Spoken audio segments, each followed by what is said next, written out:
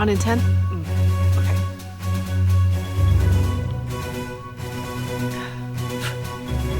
We are smack dab in the middle of a polar vortex, with temperatures reaching nearly minus 30 degrees Celsius.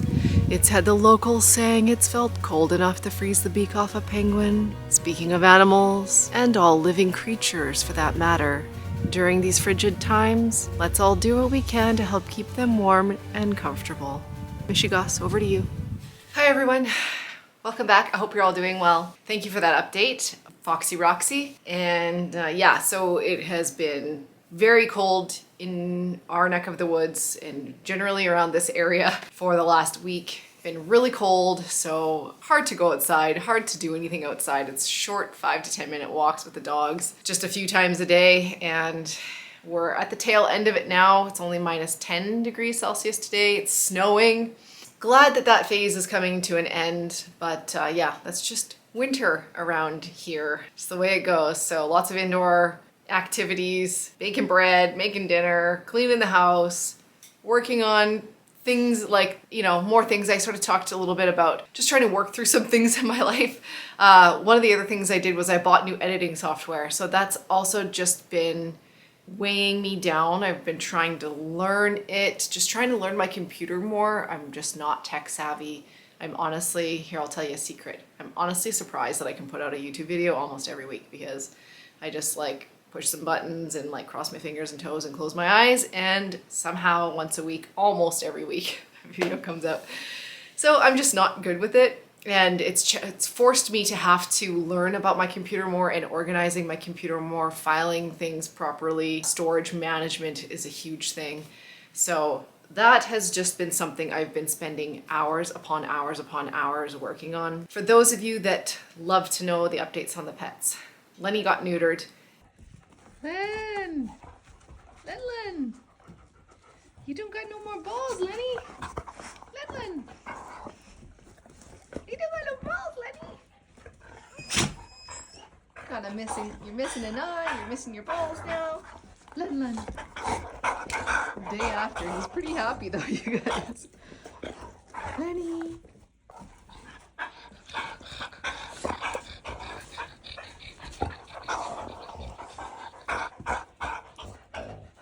We had not got Lenny neutered because we thought we were doing him a favor by not putting him through an operation. But as it turns out, not being neutered was causing Lenny one of the big problems that he's got. He had a big prostatic cyst in his pelvis that's competing with his bowels, and that's all because he's not neutered. So too much testosterone, his prostate was really big, it had grown this big cyst. We didn't think he was a candidate for that big pelvic operation, so we thought we would neuter him and put him on a testosterone blocking medication to hopefully shrink this cyst over the next year.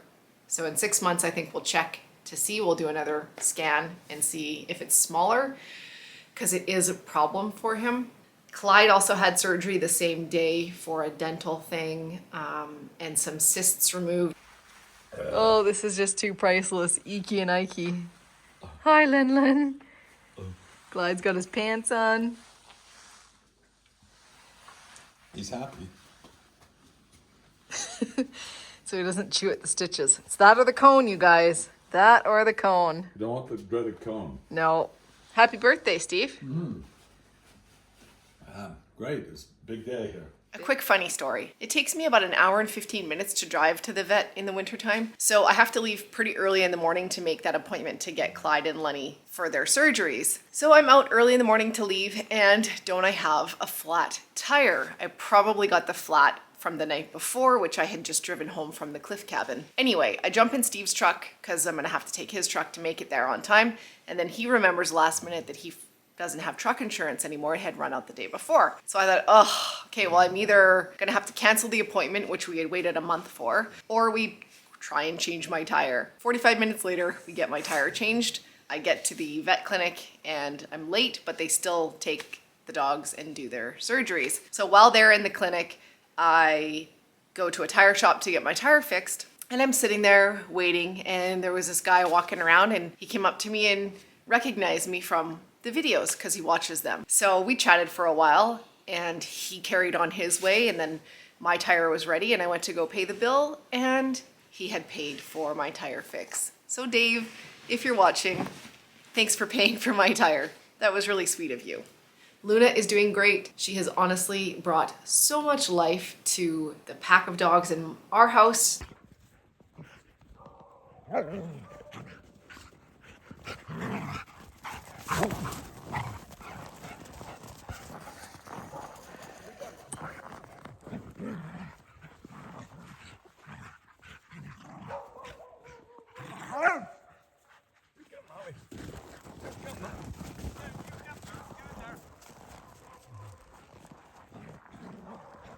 The neighbor dogs love her. It's going really well. She's just doing superb. The guts, the true bulk to the video, the purpose of this video is to tell you guys something else that I think Foxy Roxy had another announcement to make. That's right. I've received preliminary reports that a workshop build will commence this spring and continue on into the summer, fall, and winter months. But more on that as details flood in. I am a frosty Foxy Roxy of LMNOP QRST News. Have a lovely evening, and we'll see you all tomorrow at 6. Michigas, back to you. So yes, I'm going to build myself a workshop this year. So I'm going to mill all the lumber myself. It's going to come from trees from this property. Okay, right there, is a very large dead standing Douglas fir. It's been dead standing for I think 3 seasons now. And that is one of the trees that's going to come down and be part of the workshop. It's really big.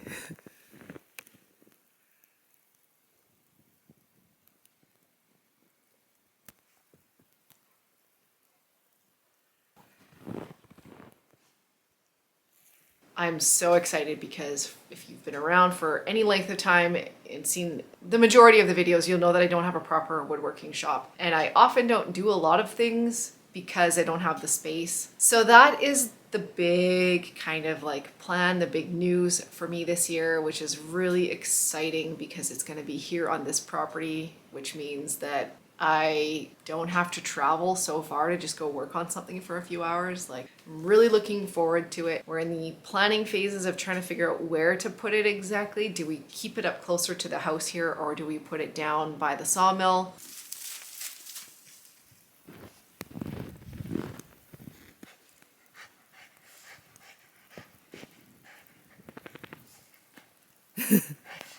Good job, Black Dog.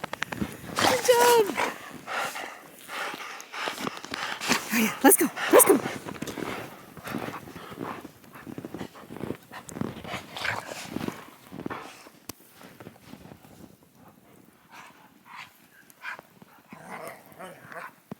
Okay, one of the locations that I'm thinking of is right over here.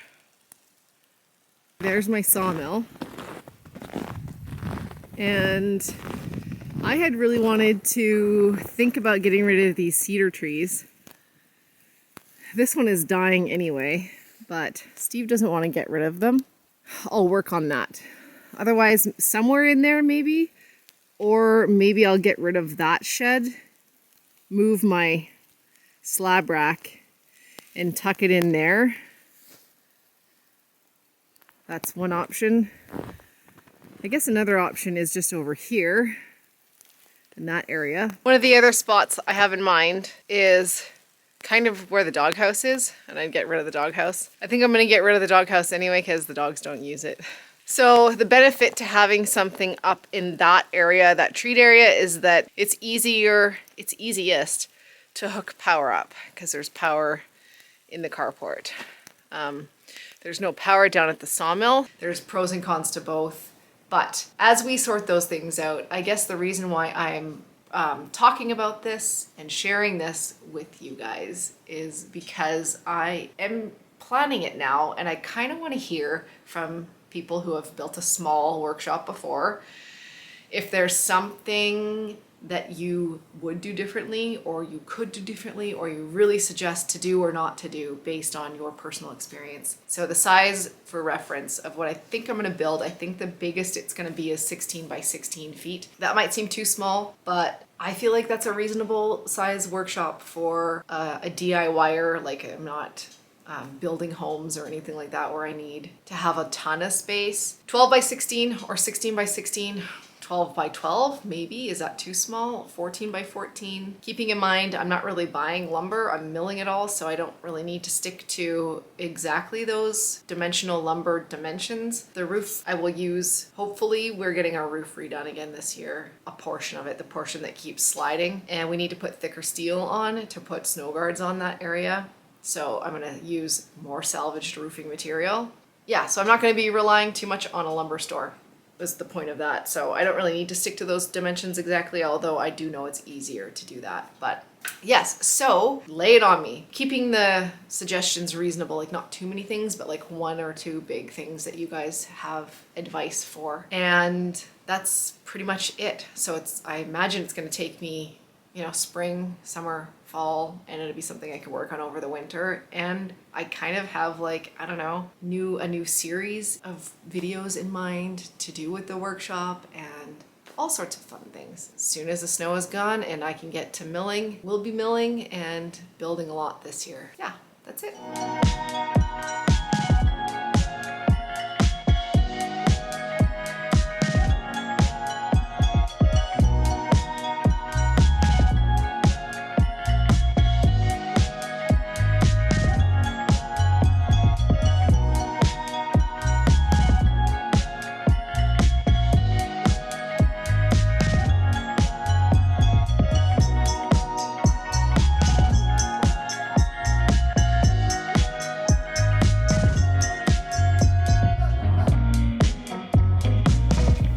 How many takes do I have to do to get this right? 8.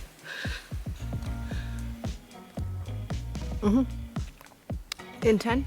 Sounds good.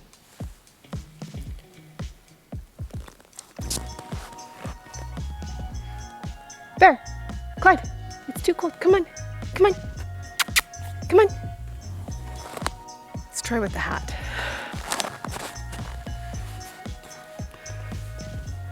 Hat or no hat? Oh, my hand is frozen.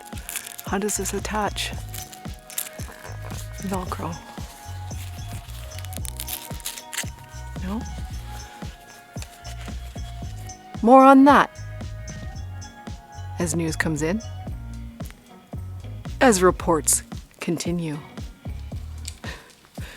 Thanks for joining us tonight. Brr! It is really, really effing cold.